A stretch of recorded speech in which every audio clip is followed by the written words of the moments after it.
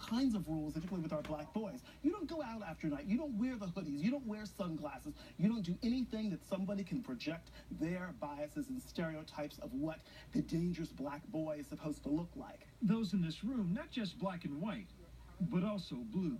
Let me ask all the officers, how does it make you feel that Lawrence is telling his kids, if you see a cop, you go the other way?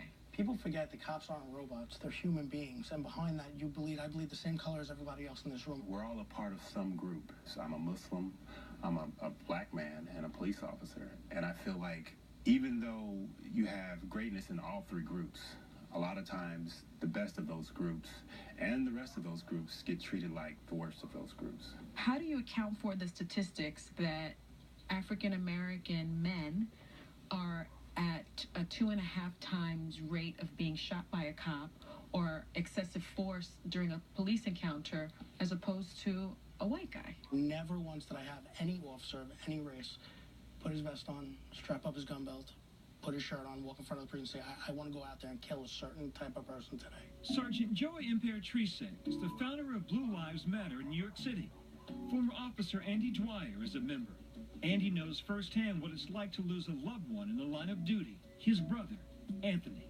He was 23 years old, chasing a robbery suspect, and they got into the roof, they got into a fight, and the guy pushed my brother off the building. Subsequently died from that. I'm sorry to hear about Well, thank you. It definitely heightened my senses and to know what's going to know that any day this can happen. Everybody's seen the videos where, a cop walks up to the car and the guy opens fire on him and, starts shooting, and the cop's just walking up thinking it's just a broken taillight. So the cops are on edge. One of the major flashpoints in the recent national dialogue has been centered on the rallying cry, Black Lives Matter. Some people feel the term is inherently divisive, preferring to instead say, all lives matter. When you hear Black Lives Matter, what does that mean to you? Among some communities, black lives are not valued as much as white lives. When I hear someone like former Mayor Rudy Giuliani make ridiculous statements that Black Lives Matter is inherently racist, they're not saying that blacks are better than whites, they're just saying that they matter as well.